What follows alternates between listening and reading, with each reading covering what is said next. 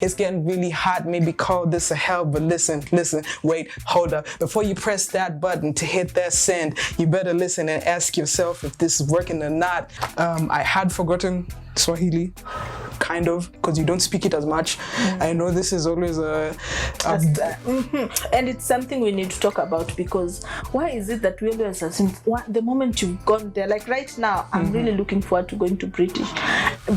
Put me in your suitcase. Yeah, and if I ever make it there, 1 week, I'm not coming back with my accent. So tell me, what is it about us going, or rather Kenyans going, because we take it very personal, knowing that alienda to Juzi, why is it that she's now changed to this person? What happens? You have two options. It's either you adapt and start saying water instead of water so that people can understand you, or you just be hardcore and let them bend down to your level. And you guys keep subscribing to this channel because it's about to pop. Hello guys, welcome again to this show. Thank you so much for your love and your support and the continued support that you've shown us. We are really loving the engagements that you're showing us. And we are on our next episode. And today's episode, we are having a very good guest with us. This one is a sister. This is a friend. And we've come way far. Like, if it's giving flowers, she has given me flowers even where I do not expect flowers, and I give her flowers today. She has been my biggest support. Like, if one subscriber is added, she will be the first one to know. If there's a problem in my my chat, or there's anything that needs to be changed or done, she will be the first one to note. If there's a change, she'll be the first one. So she has been with us, and we've walked all through. If you go through my previous videos, you'll also see her appearing here and there. So she's not very new into this channel, but she's very new on RNN since we rebranded to RNN. And I just want to welcome her in this platform and allow her to introduce herself. Thank you very much. What's up? I'm trying to be very very modest, but that's not me. Just be you. Just be you. Just be me. Be different. Feel free. All right. Thank you. Thank you for having me. I've been seeing the growth on your channel. Congratulations. Thank you. My name is Jay Tariq. I'm a dancer, choreographer. I do music as well. I'm an MC. I do calligraphy. I'm a philanthropist. I'm rather a very multifaceted artist, and I also double up as a content creator and influencer. And one of the first people that I saw and I could actually get a hold of was you, of course. And you were the first person I could handedly get information and equipment. If you had a camera in the house, I would always just be messing around with it and be like, oh, so what does this do? And stuff like that. And so I'm so happy to be here. Thank you for having me. And you guys keep subscribing to this channel because it's about to pop. Okay. Thank you so much. You see the energy? I don't know if I'll match it, but we are going to try. Jazz, they've always seen you. Your face is not new into this channel, but they do not know your backstory. So today, tunataka kukuchambua. We want to know who is Jazz, who is Jay, Jay Tariq, and from birth up to where we can pick from, but just let us know how your childhood was, how you grew up, and all that. Okay, that's a nice and deep question, I would like to say. So, my grandparents were teachers, and their kids were definitely brought up in a certain way. You know, being the child of a teacher. There's some pleasures you could not enjoy, and they're very disciplined and whatnot. So in the household I grew up in with my mom, and we grew up in a very close kind of like family setting. The brothers are always around, the sisters are always around. It was just all merry and rosy, and they were very artistic. They loved music. You see, we used to have this old school sound system and then boosted up with some big wooden speakers. So if you put a record there, you could get to listen to so many elements of the music, and that's how your ears become tuned. You know about the bass, the pitch, the whatnot. My mom was very nurturing. She would support anything I'd want to do, any artistic thing. And I grew up to learn that I could dance at the tender age of 9 at least. That's when I knew I had some sort of rhythm. You see how parents would parade you in front of the guests. Say, come do that style. I used to do the gully creeper. So I would make I can still do it. My back was kind of wiggly, and they'll be like, oh. And of course, give my mom money. Did I see that money? No. But anyway. Moving on swiftly. In school, I was typically an above average student, if you'd say that. I did have the privilege of going to study in Colorado for a couple of years, and then I came back and then just go back into the Kenyan system, which was a bit harder to adapt back to it, as I would say, but then we did it, and I'm so glad right now they have the CBC. So can I take you back a little? When was this time that you were in Colorado? When I was probably 6, 10 or something. Yeah, around that time. Yeah. So that's when you came into our kawaida system. Yeah. 4-4. How was the difference? How was the change for you? How was adapting and the cultural shock and all that? Well, of course. Let me start by saying, by going, you do stick out like a sore thumb, because kuna vitu sisi we are used to doing, and you go out there and then you find out, oh, that's different. See, things like sharing food, as Africans, it's like a no-brainer. You just, if I have something, I'll just crack it open and give it to you. But going out there at such a young age, I realized that people keep to themselves and they wouldn't share as much as you'd expect, They'd kind of do resource hoarding and whatnot. So anyhow, fast forward, I came back. I had forgotten Swahili, kind of, because you don't speak it as much. I know this is always and it's something we need to talk about, because why is it that we always assume the moment you've gone there, right now, I'm really looking forward to going to Britain. Put me in your suitcase. Yeah, and if I ever make it there, 1 week, I'm not coming back with my accent. So tell me, what is it about us going, or rather Kenyans going? Because we take it very personal, knowing that alienda to Juzi. Why is it that she's now changed to this person? What happens? Or rather, why has she borrowed another accent? Well, let me speak from your point of view. Yeah, from my perspective.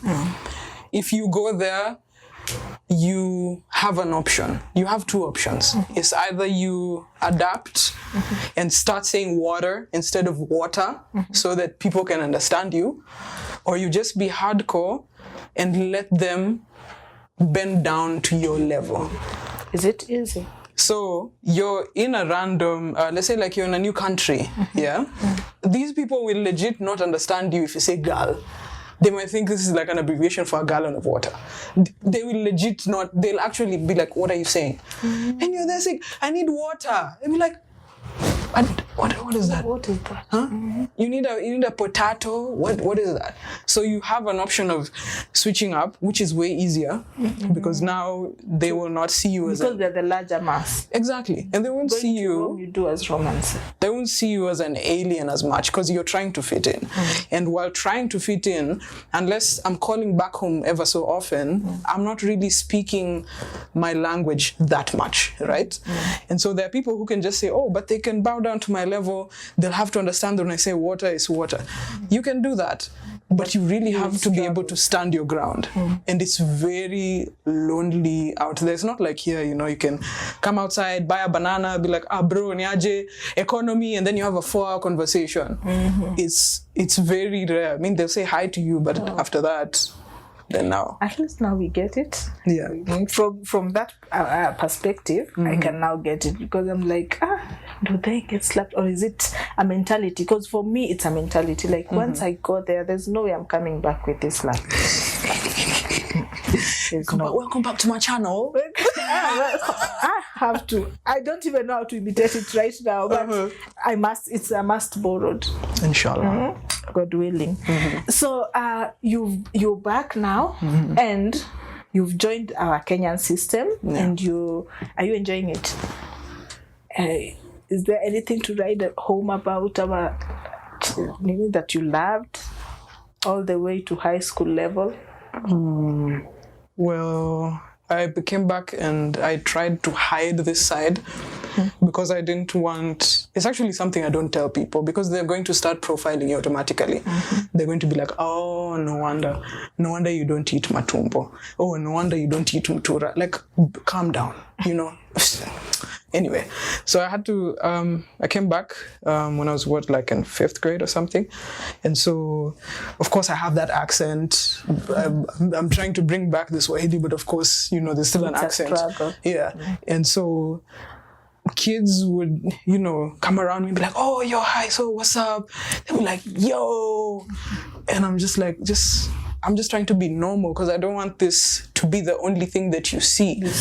And they have so many questions. I want to be like you, with you. Yeah. And so, would you identify as a rich kid? Guys. Because accent and wealth, for us, now this is the Kenyan culture speaking.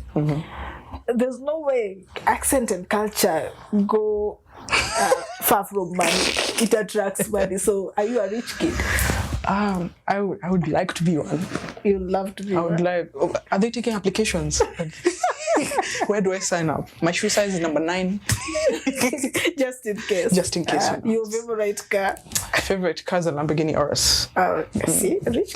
Anyway, you have a rich kid mentality, which is a good thing. Now we are back. I want to get into your artistry side. And... when did you realize that you're actually getting into, now I want to get into music actively? Before that, I think I've just skipped, but there's something I want us to know. Your field of study is not music. No. Would you want to elaborate on that? I did study a bit of medical care and whatnot, but basically that's it. I didn't actively like study anything in music and arts. Yeah. And then you fell into it and you fell in deeply. And the reason why I really loved you to talk about this is because I've seen the trajectory and the growth and the energy and the love, the passion you had, because even when you are selling your vision from the onset, unless you've been into art space, someone selling their vision from onset into art is something that is very easily rubbished, pushed aside as Kenyans again, and as a millennial, I know for a fact that it was difficult to prove to parents and everyone else that I want to get into music and I want to work music. But aside from being in the medical field, you chose music. How was that for you, and what triggered it, or rather what changed? From the backstory, you said you love music all the way, but what brought this drift of, I do not want to work in that space anymore, I want to work in my art space? This is something I'll always say. I love how you ask questions. They're very... Guys, flowers, flowers. All right, so let me answer that real quick. I finished my studies, late 2018, and then I had my first job and had it for like almost 2 years. And that was, internship was very heavy.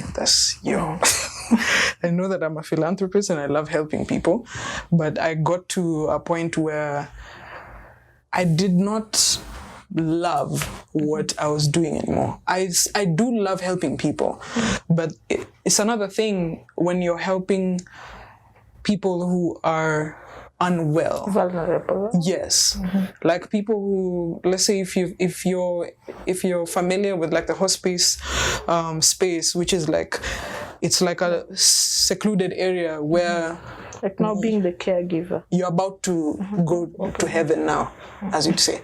Oh, the drift in between. Yes.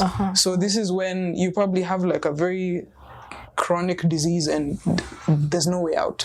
So this is a place where you're kept, you know you're going to die. And so imagine helping these people and you know that they're going to die. And even someone who even has a fracture, you know, I feel like I wish I had powers. I wish I could heal you. And so it drained me so much. You feel like you're not doing so much? Yes. I feel like I'm not helping you. And so I just, I quit my job without a single plan. I was like, I would not like to be in a space where I'm doing this without my soul in it. And so I excused myself, I quit my job. I stayed in limbo for, say, maybe 12 to 8 months. But in this time, remember, I was interacting so much with you. And that time you were so busy, you had gigs, you had whatnot. And I was like, I love taking videos. I love dancing. I don't know whether I can do music. I'm going to try.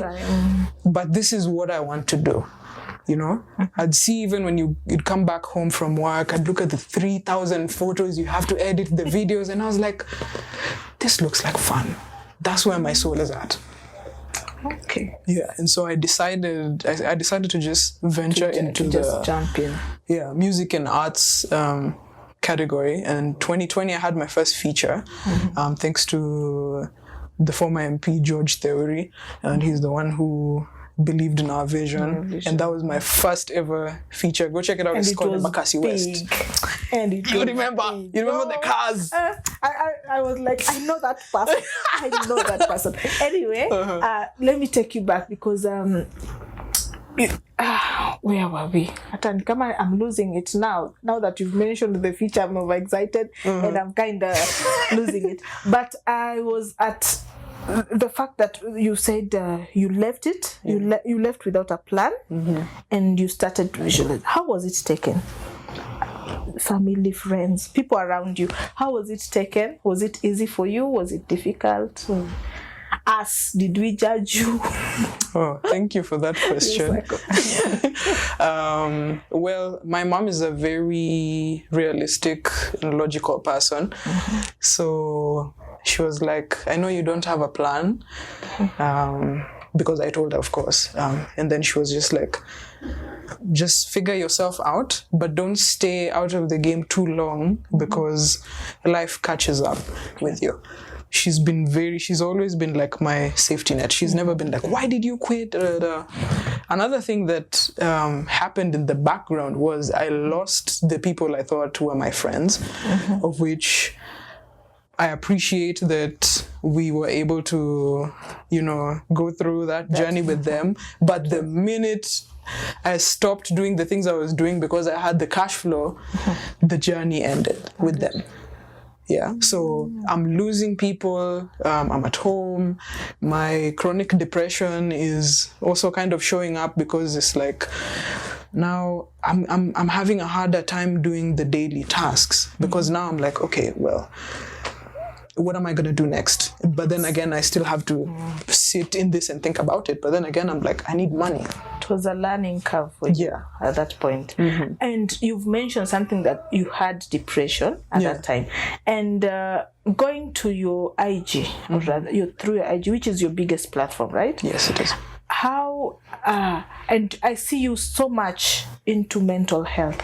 What triggered you to get into the mental health space and to push the agenda so much? Because if anything, you're very big on that. Thank you. Thank you for the question, and thank you for the acknowledgement as well. Mental health has been close to me mainly because I am a depressed creative. I've been depressed for it's been a long time. That never-ending sadness and whatnot. And so I've always wanted people to not feel as hopeless as I do. I'm those type of people that you'd call, quote unquote, the savior. It's like a savior syndrome. You feel like you want to save everyone. Yeah. Or even when you're drowning. Yes. So take my hair and hang on to it. Just hold it so that you don't drop. Because I feel like people don't deserve to feel all this pain. I know it's necessary, fine, but people need a break, you know, and sometimes I feel like I can be that break. So if I can make you smile once in a day, once in a week, once in a year, if I'm in the right mental space, then I will. I will definitely do it. And you've also mentioned about a never-ending season of being low, or rather lowness. But having met you, because I've been with you most of the time, I think I see you a lot, not recently, but I have been with you, and your face doesn't show. For some reason, you'll never tell. I will never look at you and say that one is a depressed person. What is it? What is the cover, or rather, why do you have two faces? Or should I say two faces? But it's not actually two faces. You're ever composed, ever smiling, you look peaceful. Oh, I do. So how will you tell the two differences when you're down, but we cannot see it? And as you're answering this question, can you also tell someone that has people around them what to do to identify who is in such a state? Because I got to learn at some point that you were low, but I learned it when I think you had left my place. Oh, really? And I couldn't tell. Oh.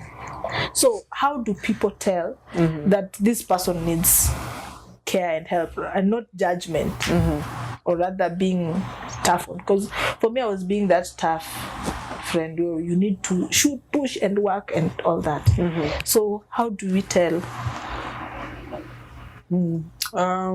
That's a very good question. So to answer the first one is I'm an ambivert, so that means I'm partially an introvert, partially an extrovert, and these two create a balance. So when I'm introverted, most of the times that's when I feel my depression kicking in. Most of the times, because that's when I need to self-isolate. I'm not saying these are all standard characteristics of introverts, don't get me wrong. So I do self-isolate. That's my number one thing, because I don't want to make the people around me carry the burden. And at that time, I'm at zero energy. I cannot tolerate small talk. I cannot tolerate anyone. So if I'm with you, I'm going to be very grumpy and unpleasant, you know? So I self-isolate. I do have some self-soothing things that I do that I'm not disclosing. Thank you for honoring my privacy. I basically just stay out of the way until I feel like it's okay for me to be outside now. And then again, now when I'm extroverted, I'm a full-blown extrovert. I'm very loud, chatty. I will dance anywhere. I will say what's on my mind. And so if someone is, let's say someone is around me, because there's a time I used to stay with you guys for a while, and if we're all around together like that, it depends, number one, on how safe I feel with you.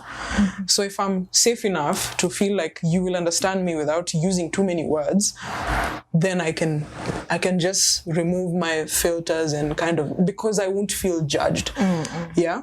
You make me feel safe. I know that if I come and tell you, hi, Rosa, Maze, today I'm not feeling it, I'd just like to take a bottle of soda and sleep. You'd be like, okay, all right, just do that. And you won't be like, oh, no. First of all, don't take soda. That's bad for your health. Like, okay, yeah, I know, but ask why. Yes. And go do dishes, so now if you don't create that safe space for that person, then they will not feel safe to put their guard down, or rather let their guard down fully. So for you, if you're always, not you particularly, but if you're always just like shoving things down someone's throat and you have not noted the signs, maybe some visible signs could be you get a bit more messier when you're depressed or feeling not so okay. When you're feeling sad, let's say that, you start leaving things on the chair, you maybe don't brush your teeth every single day. That's a very big indicator, and no one is judging you for that. You just start to look a bit messy. And now remember, as much as all these telltale signs can be tied to depression and maybe sadness and whatnot, it doesn't mean when someone is getting messy, they're depressed. Sometimes you just get tired. You just throw things around. And there's also two types of depression. There's the high functioning depression, of which you find out that these are mostly people in power, people who run companies, organizations, they're the heads. They're just workaholics, because this is the only thing that distracts your brain from the sadness. Yeah. So you are blinding yourself. Yes. You overwork, and they show up before they leave the house. They have to do, you have to do your own routine. You get outside, you know how to arrange your team, you talk to this one, and then you go back home and everything just calms down and you feel so alone and people don't understand you. And then the next day you just wake up and still do the same thing. You do work from 2 to 5 a.m. You go work out. By 7, you're doing some meditation. By 8, you're in the office. You leave the office late, Oh, okay. Yeah, so it's That's awesome. Now let's get to the fun part. J. Tariq dance. Yeah. So how was it birthed? Rather, what's the inspiration behind it? The inspiration is, I would love for Tariq dance to teach anyone and everyone how to dance. And by this I mean that as long as you can enjoy music, trust me, you can dance. You can dance. It doesn't matter if your first move is just left feet. Yes. I've taught a class of over 50 people and they had left feet. And when I finished, they were all like, oh my, I couldn't believe I was dancing. So it's kind of like igniting the light that is already inside you. It's like you have that candle wick, you just need someone to light it. So what I do differently in my academy, which was established in, well, let's say officially 2021, but the theory and whatnot was way back. Yeah. So 2021, I just wanted to have a safe space. So this is a safe space where you can come and dance. You can also, talk about your mental health. If you're feeling some type of way today and you have a class with me, you come and tell me, oh, today I feel like my energy is low, then I'm going to adapt to it and not give you a very hard routine.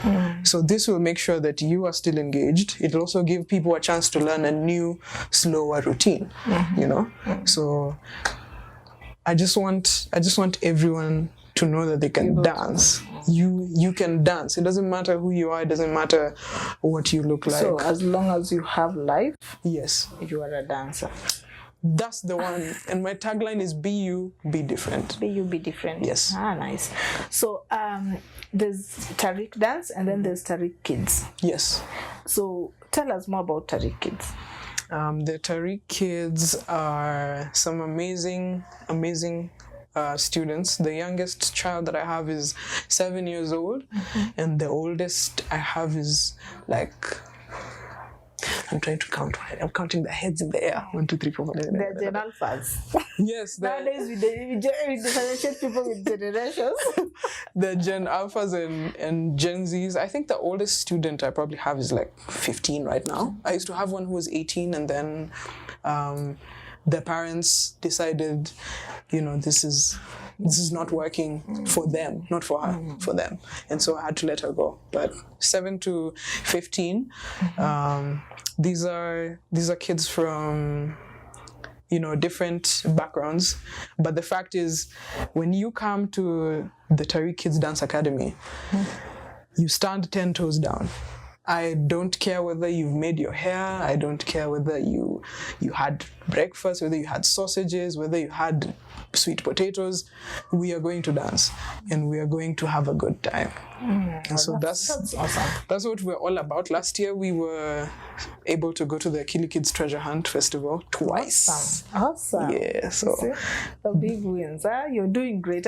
When I tell you you're doing big things, That's what I mean. Thank you. So I've seen you around with the kids, and I've loved the way you operate with the kids, and I wanted to know, Thank you. how do they reach you if someone has a child that would want to get into a dance session, or rather to get into the group, or to be part of the Tariq Kids? What do they need? What do they need? Well, you can visit our page on Instagram. It's called Tariq Dance KE. Go ahead and you can reach us via email. You can DM. Excuse me. You can send a WhatsApp message, and so what you're going to do is probably just give us your details, and most importantly, what do you want your child to achieve? It's very good to not just push your child into dance, not knowing what they want and not knowing what you want. You just want them to know how to dance. Okay, what type of music? How long do you want this to work? Do you want this to be like a 6-month thing, a 1-year thing, whatnot? So we will help you figure that out. Or just reach out to my team via Tariq Dance KE. That is our name on Instagram. On TikTok is Tariq Kids Dance, and same to YouTube. But use Instagram, as you said. That's our biggest platform. So use Instagram. That it is a big platform that has been growing as I watch, and I'm loving the growth. Thank you. And now we are getting into your music. We are getting into you host, you MC, and you host. What is it called? Open mic. Yeah. And I think the open mic part was that was the wow factor for me. I'm like, oh my God, she's gotten into the space. Now she's into the space. Tell us more about the open mic and your music. Oh, thank you. So I get really excited. That's why Rosa was just like, yes, let's get to the fun part. So my music, my first feature I did in 2020, and then I had another feature. It's called Nairobi. And then my first single, I put it out in 2023. Is it 2023 or 2024? It's like a year old. It's called Risky. Go check it out. And I have another unreleased one. It's called Broken as well. I have unreleased music that my team and I are trying to kind of like push out, and you guys are going to love the music. But go look for Risky, baby, just like whiskey. That's what's up. You can give us a line for the feature, the part, if you still remember. Do you still remember the line? Nairobi. Nairobi, my city, my town. It's not the Prezo one. It's not the Prezo one, guys. Let me see. Nairobi. No, let's go back to that Tauri one. Oh, Embakasi West. Embakasi West. You guys. Embakasi West. I need a beat though. No, it's okay. It's okay. Let me not put the pressure. We'll send them towards that. But yeah. I was like, oh, is this the same person I've been seeing in this house? It was a flip, a big flip, and an awesome one to just see and know that someone that I know is actually doing it. Thank you. That is one thing I've always loved with my space. I love seeing people that I know making a step ahead, and I always tell myself that I celebrate people that I know. My main reason is they are the connection to my kids. These are the connections I need, and how will I get the connections if I do not support them? So you'll find me getting very excited seeing people that I know moving to the next level. And today we wanted just to dive deeper into youth in entertainment. And I wanted to know the struggles you're having. What are the challenges that you're facing as youths into the music industry? Okay, so let me talk about open mic as well. Oh, I had cut you. Sorry about that. It's okay. You're good. Don't worry. So open mic is a launch pad. It is a platform for all artists and creatives to come and practice their craft. See, if you were like if you're like a drummer, if you're a composer, if you're a dancer, if you're an acrobat, Open Mic 254 gives you this platform, and we go to different locations. Most of the time we go to the Nairobi Street Kitchen, and also at Coda. You know, we kind of just like move around. And last week we were at Kengele's, which is in Lavington, and so you get to see so many artists coming out. Because tell me how many free platforms you know that if right now an artist can come up to you and be like, because you know a lot of people, right? Your network is massive. And if someone has a question like, oh, hi, Rosa, how do I get to perform I want to launch my new song? How many places can you refer someone to that are free? That is a gap. That is a gap. It's not a space I know. And this is a place where you get to interact with different professionals. You get to know about microphones, in-ear microphones. You get to know about stage presence. You get to know about projection, because you can have a microphone. It's actually a learning space. It is. And you're doing that while performing. No one is coaching you on the side and telling you, you need to act like this. No, you get on the stage, you get the experience, you perform for live people who have come to see you and other artists. And if you make a mistake even on stage, if you forget the lyrics, you learn how to go on with the show, so to say, because you don't just stop and be like, oh, Embakasi West, the best than the rest, and then now it's just crickets. You have to fill that gap real quick, you know. That's a very, very thoughtful thing you guys did there. It is. And it's a gap I don't think creatives have really thought about it much. Yeah. And it's a space that needs noise, like loud noise, for people to get to know. Because I will tell you, I think I've told you once since the open mic thing, and I told you that, you know, I love poetry. Yeah. And it's something you've never known. But I've never really exercised past high school. I don't think I've ever exercised poetry anywhere else. And now there's now a platform where I can go and feel less judged. I wouldn't say not judged, because at the back of our mind we always judge ourselves first. That's very true. So already there's judgmental, and now if someone smiles or laughs, you'll assume they're judging you. Yeah. So this is a space that we creatives feel less judged, or rather, should we say, we feel we are not judged. It's a safe space. Founded by the iconic Sadia Ibrahim. Shout out to Sadia, because she is amazing. She believes in us young people, and it doesn't even matter how old you are, she sees you as you. So if the founder of this entire entity, the carrier of the vision, yes, she treats you like a human. The way you, and it's funny how we actually had a call before this, and I told her this, like, she sees you as you. You see the way you're presenting yourself to me, that's all I'm going to see. And so she's created this whole entity that just allows you to be yourself. I have never seen an audience member laugh. Let me tell you that. That's nice. Never. When you mess up, people applaud you. They applaud you just to tell you that keep going, you know, because you start judging yourself. You've messed up, you've mispronounced some word, or you forgot the flow of your poetry piece, and now you're judging yourself, and then now you're thinking, oh, everyone is looking at me funny, and people just applaud and they tell you go, and you're like, okay, it's not that big of a deal, and you start again, and you just keep on growing. And so for you, I want to challenge you to at least write one piece by the end of this month. I know your life has changed. I know it's changed. You have a lot going on. But like, even if it's 3 lines of poetry, just write. Whatever will spill out of you, just write it down and be like, I've written this piece on the 17th of April 2025, and I'm proud of it. Awesome. Actualize it. So it's a challenge. Yes. I'm going to keep tabs on you. That's a challenge. Accepted. Yeah. So there are 2 people I want seated on this seat. I want your mother on this seat, and I know she'll watch. I want her on this seat, and I would love Sadia to sit on this seat as well. Sadia Ibrahim. So these are open invites. I will figure out a way to get them, but for now I'm just mentioning because these people have impacted your life. They have. And having seen you from afar, I have seen how massive, how the growth.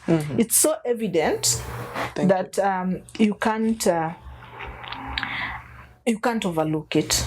And then the reason I want Sadia more about that, it's because of the youths she's inspiring. Yes. And creating such a space for the youths to be in, because it's something that was lacking.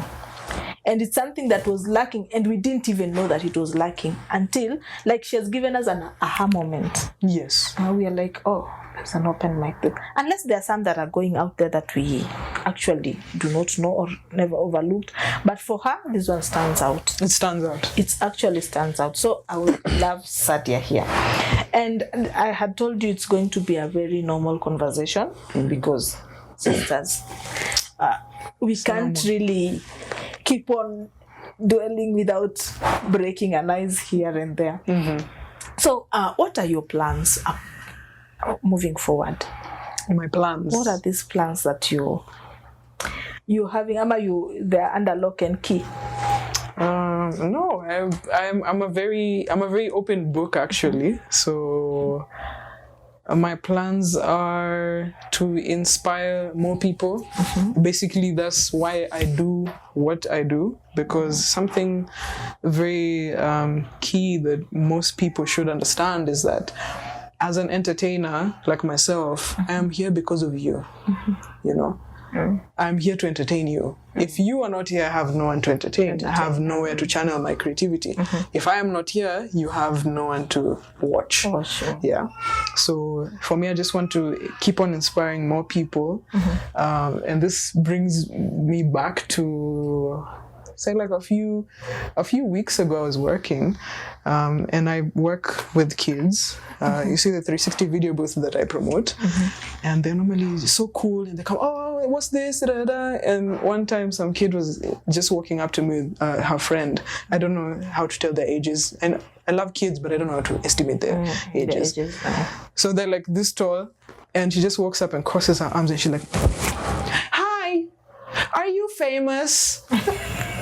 I was like, what, me? And she's like, yeah, you. Are you famous? I'm like, well, I hope to be famous one day. And she's like, you look so famous and rich.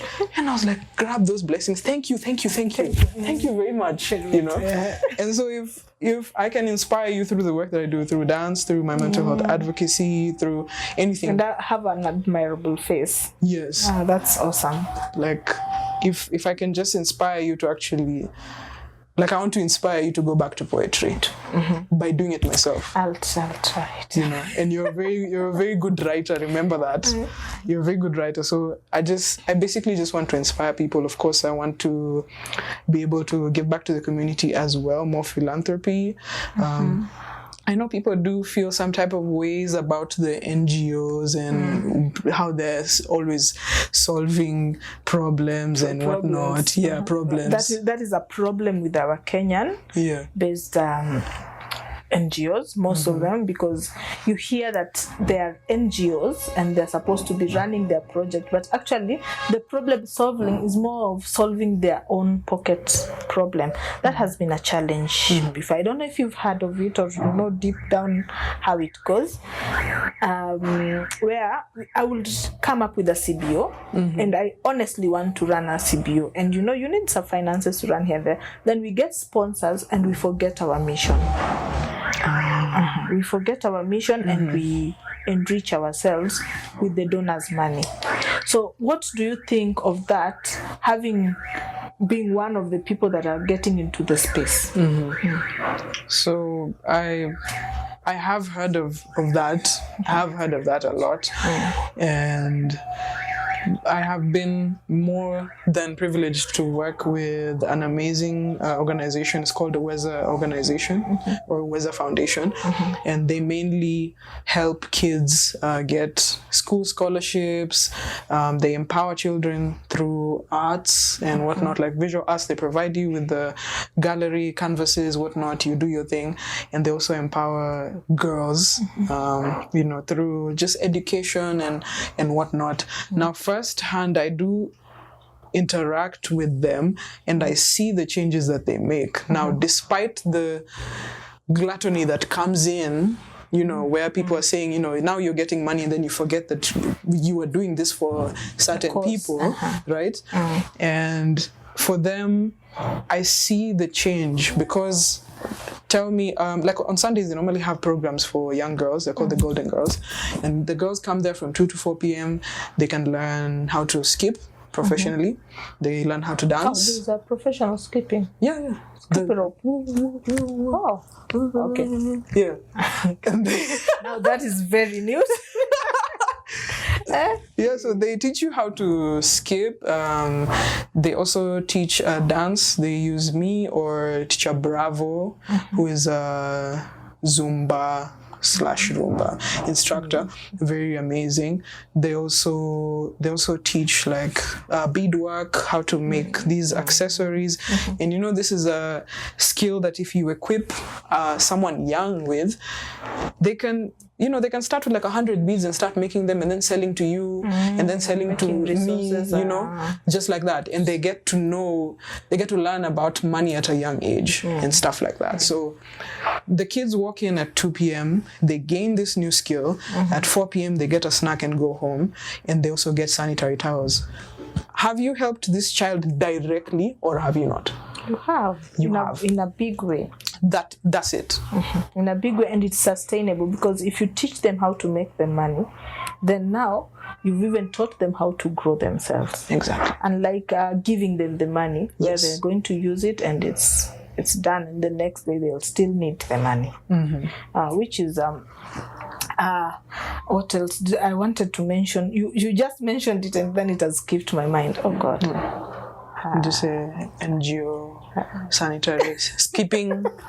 No, not skipping.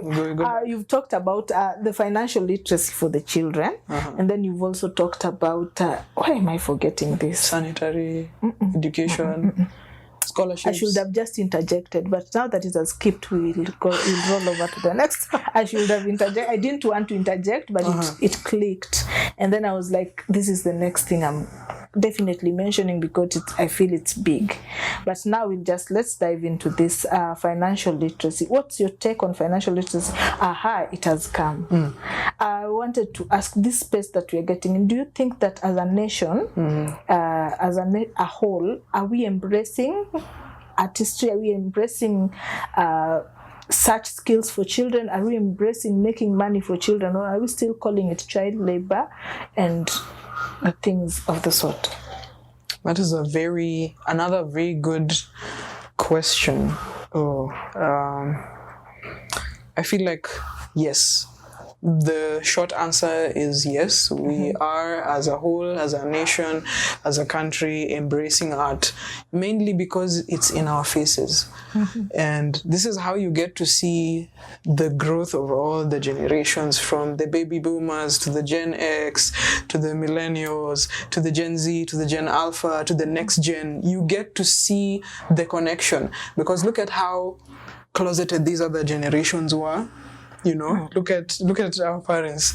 You imagine going to Mr. Nyorath right now, and then you're just there carelessly presenting yourself. He's going to put you in line, and he's going to tell you, can you sit properly and address me properly? And you're going to be like, he's so harsh. But that shows you the growth of the generations. Like, discipline was instilled, whatnot, and of course a lot of fear. And now Gen Zs and Gen Alphas and the next gen are losing that fear. And there's just like a burst of art. Right now, if you go to the restaurants in Kenya, you see a lot of artwork. People are appreciating artwork way more. Are artists getting paid enough for it? No. But still, at least it's becoming more visible.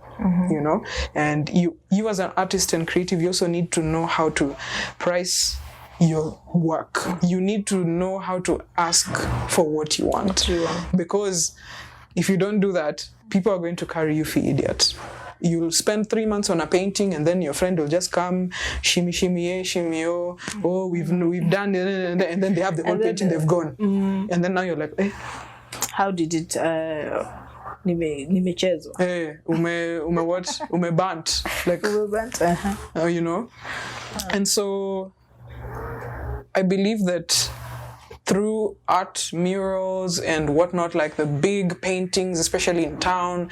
There's that one, Kipchoge next to Old Mutual. You know, we're kind of like... Now, Jay, let me ask you, do you think as a nation, we are good enough, or rather we have good enough artists? And this, I'm talking about the creative as a whole, be it photographers, be it sketch artists, be it musicians on the platform. Do you think that we are actually capable, or rather we are actually strong enough to give what it takes? I'm asking this because there was a certain campaign held by one of the very big organizations in our nation, and this campaign, they required a tour of each city, photos of each town and each city, and we really hoped, because it was they needed photographers. We thought that photographers were going to be taken at least from our nation, but they chose to import a photographer. And this thing struck a very big conversation within our circles. And photographers were asking, are we not good enough? Are they not seeing us? Yeah. So do you think as artists, and this I'm going all the way up to the music industry where you're at, and every other platform, do you think that Kenya is up to the task, or are we growing in any way? I believe that as a country and as artists and creatives, we do have the talent. We do have it. If you check on social media platforms, especially TikTok, YouTube Shorts, anywhere where you can find short content, you will find artists, specifically Kenyan artists. They are putting their work onto the space. You know, they are showing people what they are doing. And now I think the big disconnect comes in at the ethics, the ethical nature of Kenyans, you know. You see how you'd call me and then ask me, Jay, where are you? And then I'll lie to you. I'll go to my speaker, put the music, yo, Mazi, I'm here at Ngara. And then I'm at Ngara for the next 2 hours. You see, something like that goes on to be magnified, especially when you're pulling in more weighted clients. Like if it's a corporate client and whatnot, these are people who trust you and they work with serious timelines. Now, as an artist who is probably like a self-taught artist, regardless of the branch you venture into, this will definitely affect you, because if you need me to meet a deadline, you've already given me my desired deposit, I've already gotten the stuff, whatnot. Within 2 weeks, I'm supposed to give you like a prototype. I fail to do that. That means that you already lose trust in me. And if you work with a couple of specifically Kenyan artists and creatives and whatnot, and this is a recurrent thing, you find out that, you know what, I'm gonna have to ship this person, you know, from, let's say, South Africa. Not because of the experience or something. They could be a bit more superior, the portfolio could be more well decorated, but it comes down to, can we trust your word? Will you keep your word? You say you can deliver this, fine. Are you professional enough? Will you? Exactly. Are you professional enough? Okay. Do you have the discipline? You know? I get it. Because imagine if you meet 4 photographers, they screw you over like that. They tell you, I'll send the pictures tomorrow. Your client is also waiting, then you promise. And then now you have to go back to the client. I have to recheck, I have to 2 more days. The photographer probably lost all the footage, you know, and now it's just a mess. And so you just collectively decide that Kenyans are shady, they are flakes, I'm not going to work with them. Based on one experience you've come across, or rather you've had. Yes. Okay, the credibility. So that means that we need to have a conversation as artists to prove our credibility. We probably need to put our A-lists of which creatives are professional to work with. I'm already thinking of a platform where we scrutinize. We use a scrutiny method to know that legit, not legit, shady, and I think like that, just to help out. Yeah. Now, what genre of music do you do? Oh, let me get some drum rolls. Ama ni katitu. Katitu can work as well. And put a guitar string. For Sasa, what is the genre of music you have? So the genre of music that I major in is called trap soul, which is it's like merging trap and soul. So soul is basically... Would you define what trap is? Yeah. Asking for me and a million others. So basically, let's say trap is just hardcore delivery of bars. And by bars, I mean words that rhyme. You can put them at the end or at the middle of the sentence. It depends on you. So like hardcore trap could be, oh, I woke up in the morning and I checked my phone. I've been looking outside. I'm feeling so alone. My heart is so broken. I'm feeling like stone. And then it's just hardcore bars, you know? And that's... you can listen to someone like NF, he's a very good rapper. You can listen to Dax as well. So that's like hardcore delivery of bars, you know? Just for like, yeah. And soul is music that speaks to the soul. The soul is very gentle, you know? It likes mellow vibes. That's my type of music. That's your type. It's gangster soul. Because now hard and soul. But my type of music is actually, I would relate with soul more. Soul. And I want to hear more of trap now that I think it's new to me. It's actually really new to, and I thought that I knew things.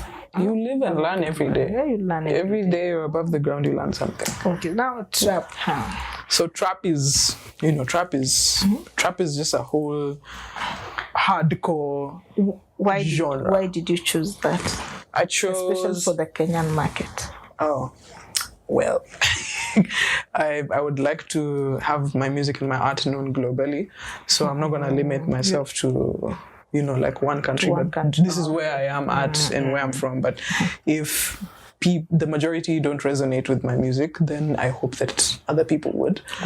Now, I did start out, it wasn't very easy for me to choose the genre because I did think of, what my friends would like to listen to, what you would like to listen to, what you would like to listen to, and then I'd tried to confine myself into the Kenyan music, and then I was like, no. I'm not gonna major into that. So trap came about when, of course, I've been influenced by certain artists. And majorly, I do listen to Chris Brown. Bittersweet, whatever you want to say, just say it, but he's a good artist, so yeah. So I just wanted to do a bit of rap, and I tried to do like the hard trap, and I felt like it was not me because... Yes, I do have that OG in me, but that's not what I want to be put out as, because I'm also a very sweet and tender loving soul. So I love Whitney Houston, I love Lionel Richie, I do love that soul side. I love the King of Pop, I love Gangsta Michael Jackson. Dropping. I mean, come on. We all have different music tastes. It's good music. It's lovable. Who wouldn't like Whitney Houston's music? Well, it depends, but this is music that cuts across so many generations. It's valid up to date. And it's relatable. It is very decent. It's very smooth. That's why when you're heartbroken, you don't go listening to Mabangali. Yeah. You go listen to Lionel Richie. You go listen to Michael Bolton, because your heart is broken. Adele. Yeah, you don't go start. There's a time for that. But when you're feeling some type of way, you go and Google, okay, let me listen to Taylor Swift, So I kind of like wanted to bring those two together. So my first feature the Embakasi West had me like hardcore. Yeah, I had to fill 16 bars, and I was like, okay. So the first verse that I had written had a bit of a melody just to bring in the soul, and then they were like, okay, well, we're singing about our hood, so we have to be. And I was like, okay, so I tried that.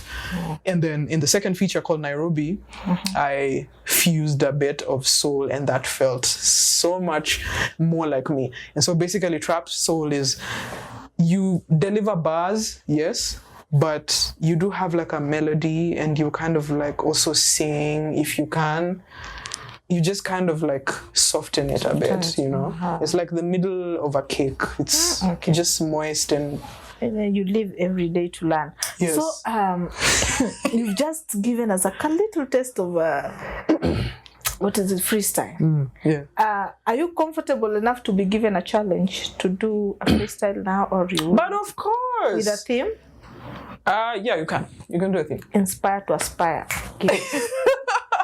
All right, so inspire to aspire. All right, let's see. Or RNN, just to make it simple.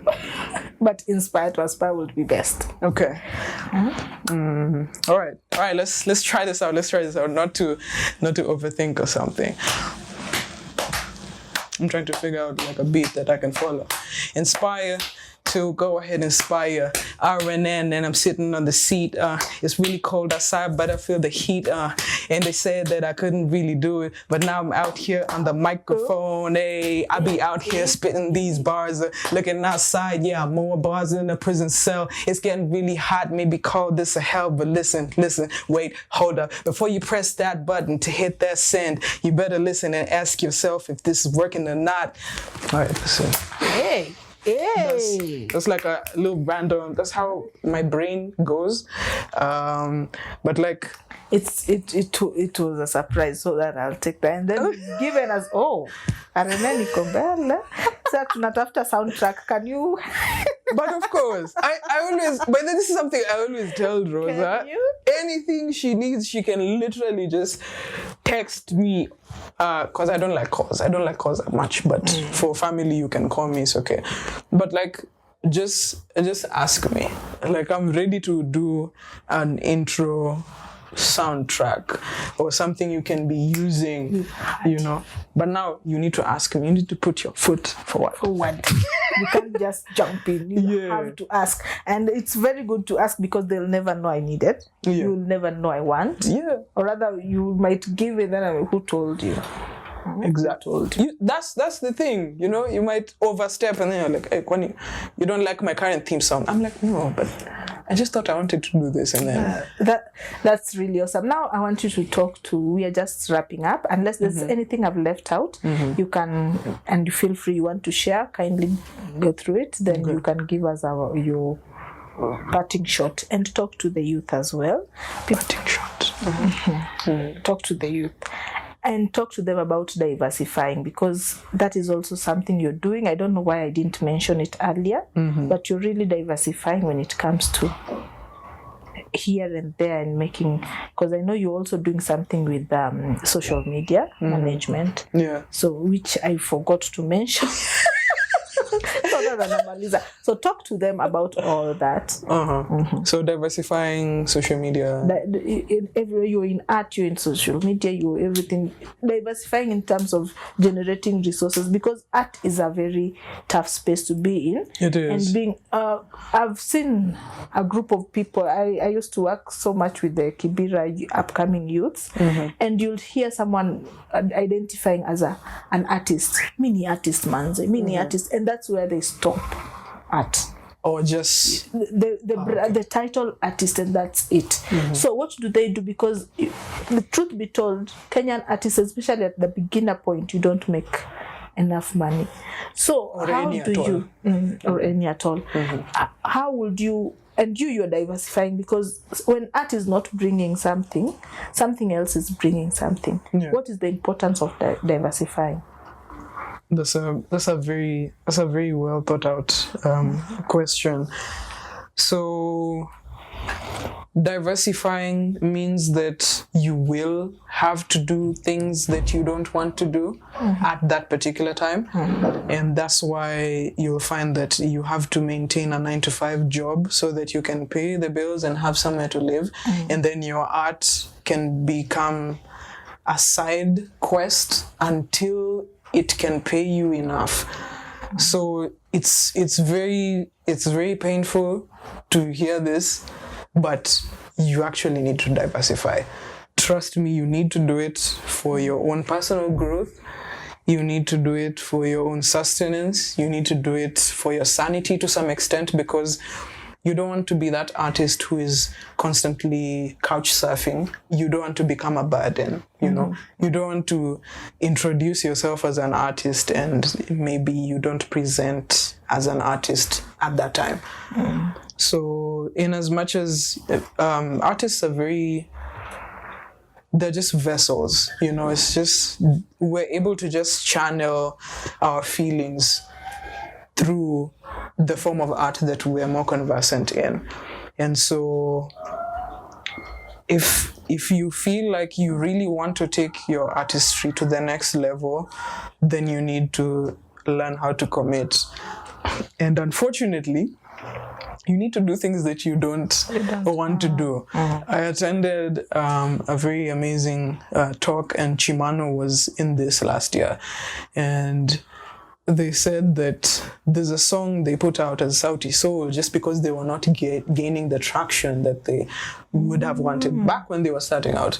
And it's a very famous song. And they did it just so that people could land their eyeballs on them. And they said that this was a strategy. So that's what you need. You need a strategy. You need to say that I am going to be selling smokies and eggs during the day.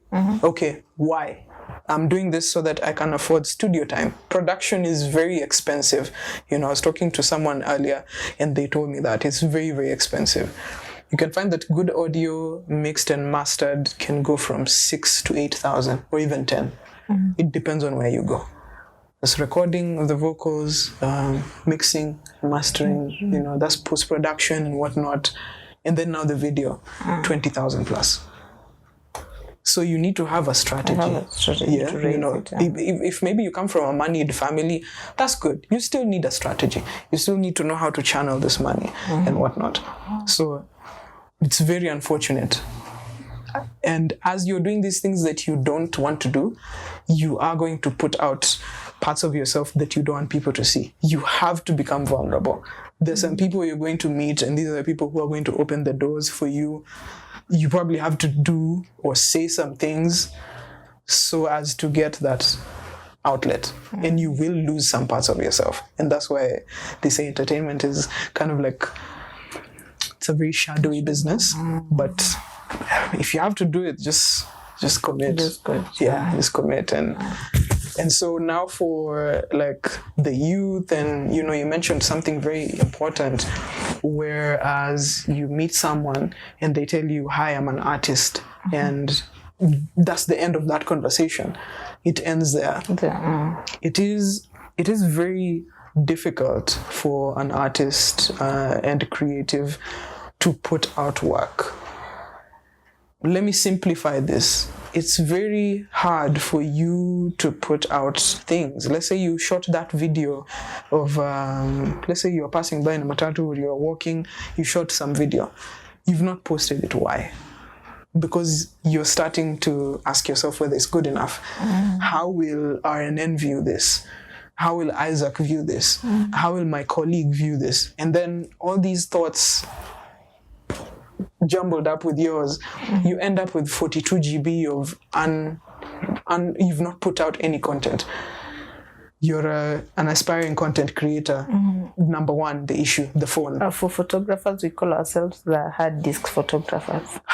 We take them and they are all in the hard disk. And you never put them out. You never post them because you probably think it's not good enough, or you think it's not up to the task where you want to be. You're judging yourself before letting others judge you. And this person who, this one, you can see them seated. If you can't see them, please go see Optica. This one. This person is called the perfectionist. This is the person who always tells you, no, but you need an iPhone to put out good content like Kariwa, who, or but you need a car so that when you go somewhere, people can take you seriously. I was having a conversation similar to this with some tap dancers. They call Tapa Tapa Dance KE. And we were talking about how our phones are just full of storage because you take videos, you just become a hard disk videographer and you never post them. And this one person was like, actually, I don't suffer from that. And we were like, how come? And she just said, like, I am at where I need to be. And that's why I have this phone. That's a very good mentality. Yes, this is why I have this phone. And what happens if I get that, well, let's say iPhone that I want tomorrow? I will not use this footage because it will be below par. And I was like, let me go post those videos that have poor lighting. That you're always evaluating. Because once you get, if tomorrow you get your dream camera, if tomorrow you get your dream, you're not going to use this old footage. And you're going to be missing out. You'll feel it's substandard. Very. And you're going to be missing out on a big part of your journey. Just because of that, today there's a video I'm going to post that I haven't posted for Go and post that video, that photo that you think is not good enough. You think you need Adobe Pro to go and edit. You think you need a whole master course. The quality was not bad. It's my was my brain working like the way it should. So I'm going to put it out just for that particular reason. Like I'll let you know when I post it. I don't know how to tag on YouTube, so I wouldn't tag you. But once I learn how to tag, I can tag. But I'll share it also on my Facebook platform, and you'll get to see it.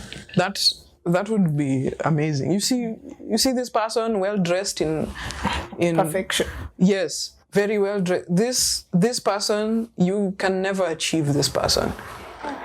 And just to put that out there more, like, can you tell me a billionaire who still does not want to make more money? Just give me one. Give me one who is content with all the billions they have. And they've just seated and they're like, oh, I don't need any more money. Tell me one. And I'll bet you have 6 toes. People always just want to generate more and more. So you will never get to a point where you'll say, this is enough. You will get that car tomorrow. You'll still want another one. You'll still want better tires. You still want better sunroof. It's all about evolving. So this comes to how much are you willing to let go? Because you're hoarding so much and this is weighing you down and preventing you from going on to the next level, because you can't go with all this baggage. You can't get that new phone if you still have 128 GB of unedited content. Post them out. Even if it's a 3-second clip, post it out. Post twice a week. Post once a week. Post twice a month. Post 4 times a year. You will actually finish. And you'll be able to transition into the next part. So this perfectionist person can help you in shaping maybe the outcome that you want to put out, like giving you an idea of what you want this to look like. But don't put them too close to you because you'll never put out anything. Maybe get to a point where I'll revisit this video one day and say that is where I was at, but look at us now. Exactly. We will get to that point. So we'll be releasing and just remember that, she said it, because you've put it out so well, something that I wouldn't have said. You want to communicate something, but you've actually brought it out so well. So may we, as RNN and as Inspire to Aspire segment, look back on this video someday and say, look at us now. Look at where we are. Look at where we were at. I would absolutely love to witness that. And even, like, your comments are normally so busy. You normally, like I said, RNN has like a very large network. They know so many people, and people normally comment. They're like, oh, I remember when, whenever you see someone commenting like that about your journey, that's when you know you're taking the right steps. The things you're overthinking, especially for people who are like in the limelight, like you and I. Am I in the limelight? But of course, look at this bright light. Like if you're in a position to inspire other people, it's going to feel so heavy. It's going to feel maybe 10 times heavier. Jay, thank you so much for your time. It's really humbling to just take your time and come all the way, travel all the way, because this is literally traveling all the way, and give us your time, give us your mindset. I love the way you're growing. Thank you. And I love your mindset. Thank you. There's so much you have to give out there, and don't hold back. Keep on giving, keep on pushing, keep on growing.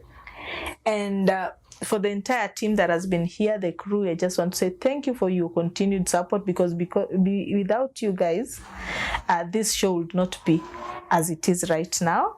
And I would love to say I want to thank me, but I won't take that credit. I want to thank you guys who are watching. Thank you so much for growing us. We are almost like we are left with 2 subscribers. We hit 5K. Just 2.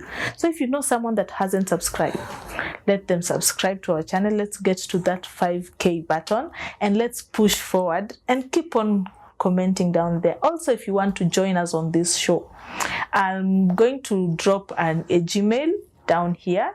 You'll see where to get us, and also my phone number. I'll also pin it down there. And also, we're also on Facebook as Rosa Nyarath, and Instagram as Rosa Nyarath _1, and on TikTok kidogo, but mainly on Facebook and Instagram. TikTok, we do not do much of communications, and then my phone number will also be here. Thank you so much. It was my time, and I was your host, Rosa Nyarath. Adios.